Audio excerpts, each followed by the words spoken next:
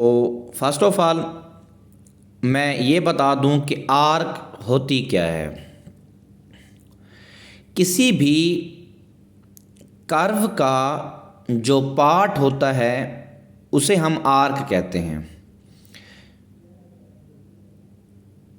तो अब हम आर्क की लंबाई कार्टेशियन कोऑर्डिनेट में हम कैसे मालूम करते हैं उसका तरीक़ाकार फार्मूला भी लिखा हुआ है और एक एग्जांपल भी मैंने दी है कि कार्टेशियन कोऑर्डिनेट में हम आर्क लेंथ कैसे फाइंड आउट करते हैं।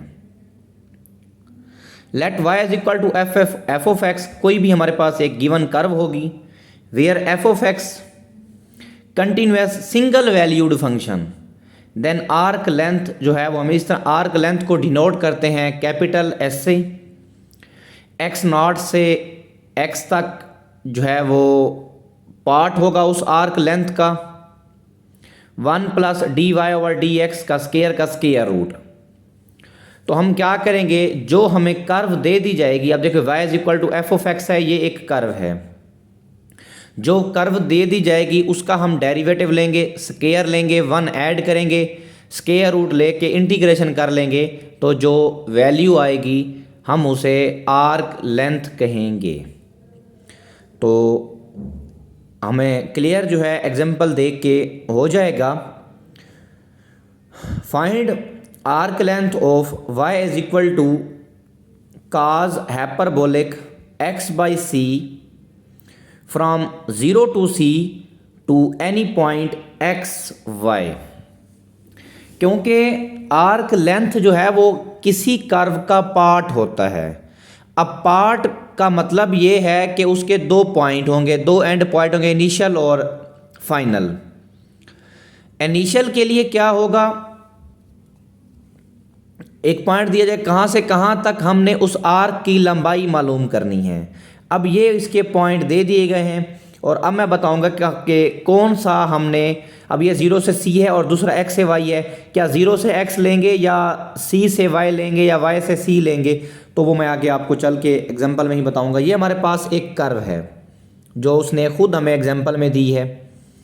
हम इस कर्व का डेरिवेटिव लिया, cos का जो डेरिवेटिव होता है वो साइन होता है और इसके एंगल का फर्दर डेरिवेटिव जो है वो 1/c आ जाएगा।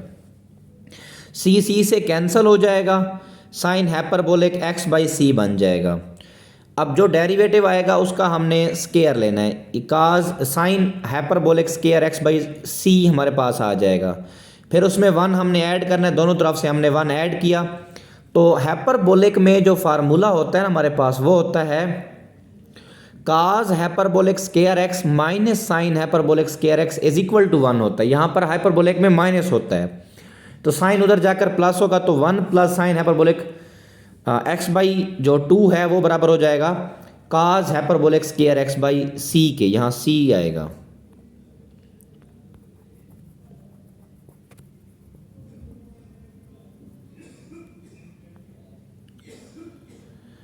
नेक्स्ट हमारे पास है, ये हमारे पास फार्मूला ऑपरेट किया और जो उसके बाद इंटीग्रेशन मैंने यहाँ पे ले ली, cos hyperbolic square x by c की इंटीग्रेशन जो है वो cos hyperbolic x by c आएगा। अब यहाँ पर ना मैंने जो लिमिट ली है, अब हमारे पास जो पॉइंट है वो 0 से लेकर c से x से लेकर y तक है। अब हमने c से y तक क्यों नहीं लिया, क्योंकि हमारे पास जो इंडिपेंडेंट वेरिएबल है वो x है। और दूसरा इसके बाद एक और वजह ये है कि वो c से लेकर y तक वो एक कांस्टेंट बन रहा है। कांस्टेंट का हम कैसे पॉइंट आउट निकाल सकते हैं कि कहाँ से कहाँ तक, जब हमारी वो कर्व वेरी ही नहीं कर रही। जब वेरी नहीं करेगी तो हमारे पास लेंथ हम कैसे मालूम कर सकते हैं। तो इस तरह से उस कर्व की जो चेंज है वो 0 से लेकर x तक है और इंडिपेंडेंट वेरिएबल है, हम यही वाली लेंथ ले लेंगे 0 से लेकर x तक।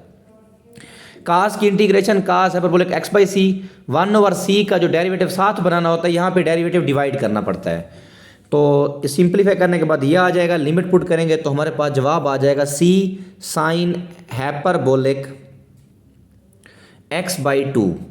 तो ये उस गिवन कर्व की आर्क लेंथ जो हमारे पास 0 से C और X से Y तक किसी भी पॉइंट तक हमने मालूम कर ली है।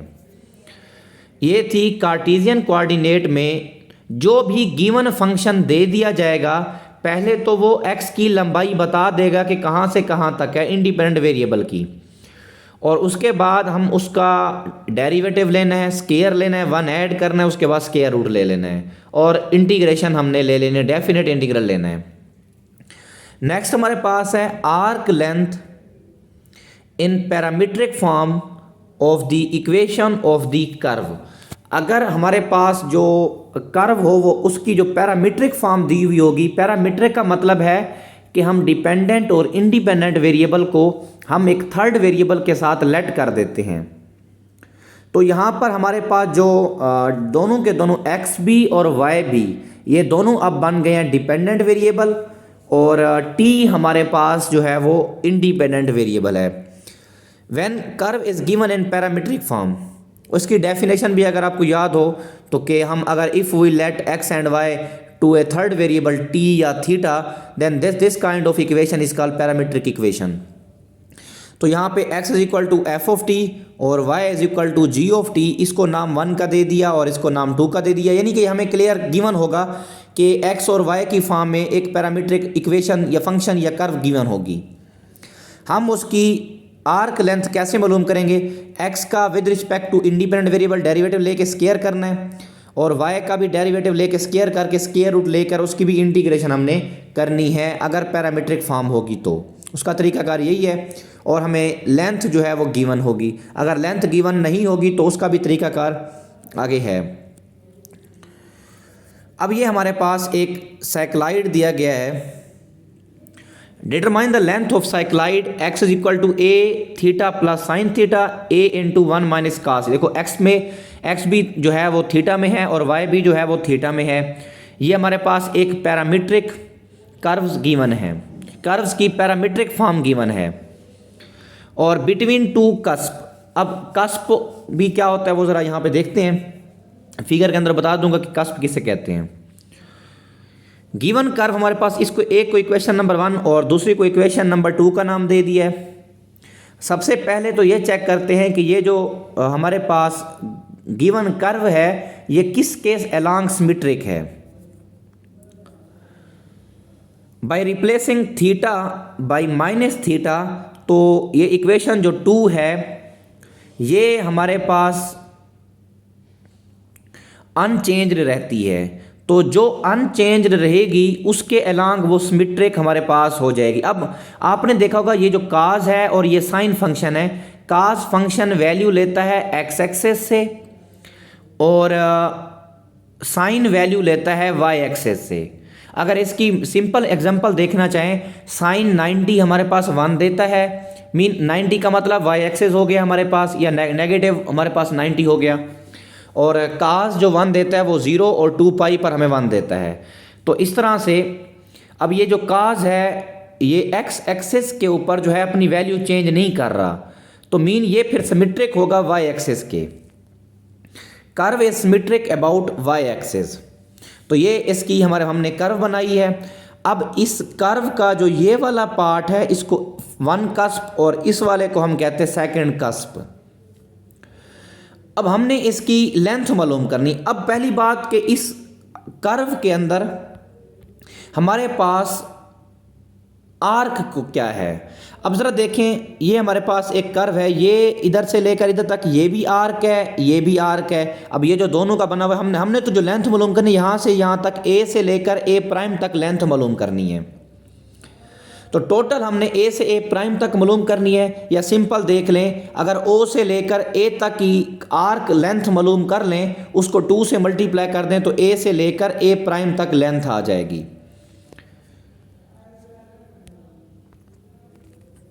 नेक्स्ट हमारे पास है इसकी लिमिट फाइंड आउट करना। तो आप देख लें, फर्स्ट से सेकंड क्वाड्रेंट में जा रहा है, तो here as point moves from a prime to the cusp a, तो थीटा इंक्रीज फ्रॉम, क्योंकि ए प्राइम से ए की तरफ मूव कर रहा है, तो हमारे पास ये -π से लेकर पाई तक हमारे पास लिमिट बन जाएगी। अगर हम इस लिमिट को हाफ करना चाहते हैं, आपको अगर याद हो कि अगर हमारे पास कोई गिवन फंक्शन इवन हो और उसकी हम लेंथ जो है वो हाफ करेंगे, तो हमारे पास जो यानी इंटीग्रेशन जो है अगर -पाई से लेकर पाई तक होगी या पाई/2 से लेकर पाई/2 तक होगी, तो अगर हम हाफ करेंगे तो उसको 2 से हमें मल्टीप्लाई करना पड़ेगा। तो मैंने 0 से लेकर पाई तक कर दी और 2 से मैंने क्या कर दिया, पूरी लेंथ को मल्टीप्लाई, यानी हाफ लेंथ मालूम करूंगा और डबल मालूम करने के लिए मुझे 2 से मल्टीप्लाई करना पड़ेगा। अब हमारा काम क्या है, x का with respect to theta derivative और y का विद रिस्पेक्ट टू थीटा हमने डेरिवेटिव लेना है। और ये हमारे पास 1 का डेरिवेटिव, ये सेकंड का डेरिवेटिव, इसको इक्वेशन नंबर 4 और 5 का नाम दे दिया, दोनों को स्क्वायर किया और ऐड किया। सिंप्लीफाई करने के बाद ये आ गया, जब इसको हमने स्क्वायर रूट लिया तो मेरे पास जवाब आएगा 2a cos θ/2।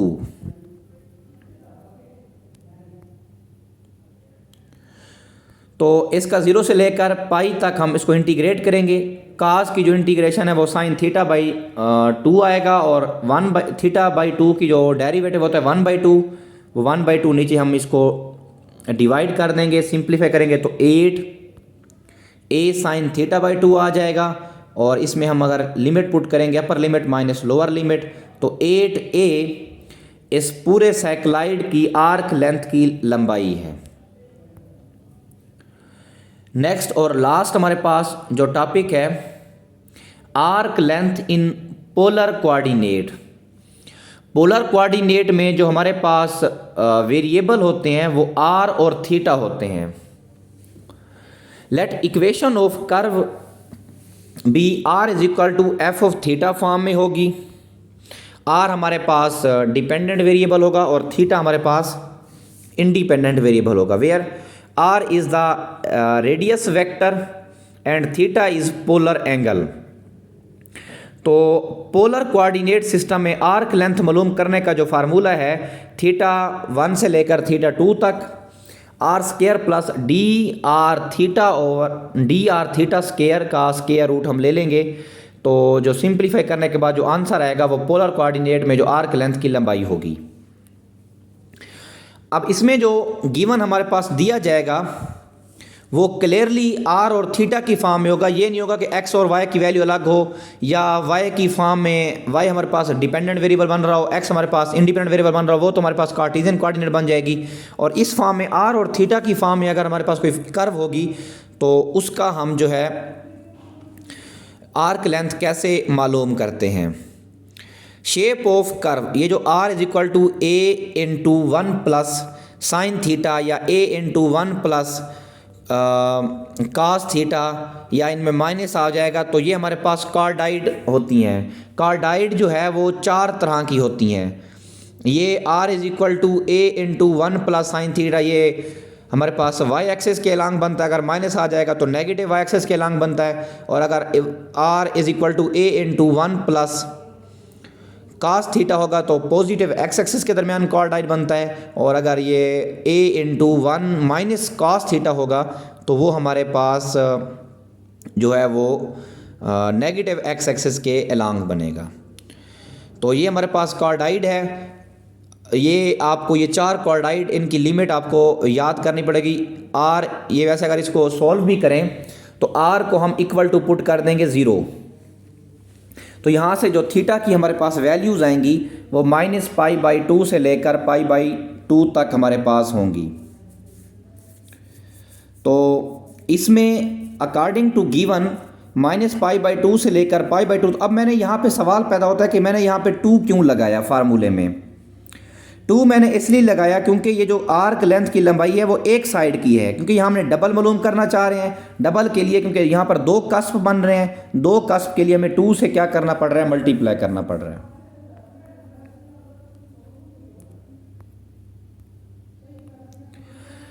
बाई 1 उस आर का हमने डेरिवेटिव लिया, डेरिवेटिव लेने के बाद उसका हमने स्क्वायर लेना है, स्क्वायर लेने के बाद उसको आर के स्क्वायर में ऐड करना है। सिंप्लीफाई किया, सिंप्लीफाई करने के बाद हमारे पास आंसर आ चुका है 2a² into 1 plus sine theta और 2a²। अब 1 प्लस साइन थीटा या तो आप इस तरह करें कि इसका आप लोग फार्मूला और पुट करें 1 प्लस साइन थीटा का फार्मूला, या मैंने इसको सिंप्लीफाई यानी आसानी से इंटीग्रेशन करने के लिए मैंने क्या किया यहाँ पर कि थीटा जो साइन थीटा है इसकी जगह मैंने पुट कर दिया π/2 माइनस फाई। और अब मैं सारा अपना जो फंक्शन है वो थीटा से लेके फाई में जा रहा हूँ। तो अगर फाई में लेके जा रहा हूँ तो यहाँ थीटा की जगह तो हमारे पास π/2 माइनस फाई आ जाएगा। अब डी थीटा की जगह भी हमें चाहिए, तो डी थीटा करेंगे तो माइनस डी फाई आ जाएगा। अब अगर ये तो जो लिमिट है -π/2 से लेकर π/2 तक, ये तो थीटा की लिमिट है। अब हम अपना अपना फंक्शन सारे का सारा फाई में लेकर चले गए हैं, तो थीटा अगर -π/2 को अप्रोच करेगा तो हम क्या करेंगे, इस π/2 की जगह पुट करेंगे तो फाई जो है वो पाई को अप्रोच करेगा। और अगर इसमें थीटा जो है वो π/2 को अप्रोच करेगा तो हमारे पास जो फाई है, यहाँ फाई आएगा, जो फाई है वो 0 को अप्रोच करेगा। तो इस तरह से फाई की हमारे पास लिमिट भी आ चुकी है। तो लिमिट हमारे पास बनी, लोअर लिमिट हमारे पास आई पाई और अपर लिमिट हमारे पास आई 0। तो 2a, क्योंकि उसमें a स्क्वायर का मैंने बाहर निकाल लिया है, तो इसमें जब पुट किया थीटा की जगह आ गया π/2 माइनस फाई और डी थीटा की जगह आ गया माइनस डी थीटा फाई। अगर मैं लोअर लिमिट को अपर लिमिट में, अपर लिमिट को लोअर लिमिट में चेंज करना चाहता हूं तो मुझे नेगेटिव से मल्टीप्लाई करना पड़ेगा। तो ये नेगेटिव से करूंगा तो ये माइनस डी थीटा फाई वाला जो नेगेटिव है वो ख़त्म हो जाएगा। तो ये हमारे पास आ जाएगा, क्योंकि साइन π/2 माइनस थीटा या फाई अगर होगा, अगर ऑड मल्टीपल होता है तो साइन अपने को रेशो में चेंज हो जाता है। साइन की जो को रेशो है वो हमारे पास कास होती है। 1 प्लस कास थीटा का फार्मूला होता है 2 into cos square theta by 2। 2 multiply होकर 4 बन जाएगा, 4 का स्क्वायर रूट 2 और वो बाहर वाले 2 से मल्टीप्लाई होकर 4 बन जाएगा। 0 से लेकर pi cos phi by 2 d phi. तो साइन 5/2 का इंटीग्रेशन हमारे पास, कास की इंटीग्रेशन आ जाएगी साइन 5/2 ओवर 1/2। सिंप्लीफाई करेंगे तो हमारे पास 8a, लिमिट पुट करेंगे तो हमारे पास ये आ जाएगा 8a। तो ये हमारे पास, अगर हमारे पास कोई कर्व पोलर फॉर्म में आएगी तो हम उसका with respect to theta derivative लेंगे, उसका स्क्वायर लेंगे, फिर वो जो r हमारे पास गिवन होगी उसका स्क्वायर लेके उन दोनों को ऐड करेंगे। ऐड करने के बाद उसका स्क्वायर रूट ले लेंगे। फिर स्क्वायर रूट लेने के बाद उसकी लिमिट जो गिवन होंगी, या r को अगर लिमिट गिवन ना हो तो आप r को इक्वल टू 0 पुट करके थीटा की आप लिमिट मालूम कर सकते हैं। जब लिमिट मालूम कर लेंगे फिर आप उसको इंटीग्रेट करेंगे। इंटीग्रेट करने के बाद सिंप्लीफाई करने के बाद जो आंसर आएगा वो हमारे पास उस पोलर कर्व की हमारे पास जो है वो आर्क लेंथ होगी।